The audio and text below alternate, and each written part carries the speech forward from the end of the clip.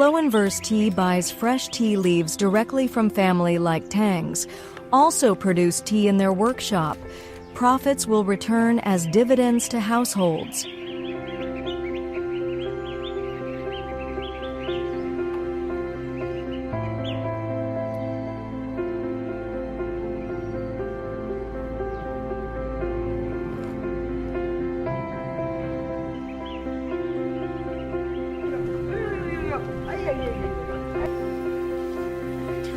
Enshi Yulu survives as China's last steamed green tea. 2,000 grams of fresh leaves, 14 hours of processing, only to handmade 400 grams of dry leaves you drink.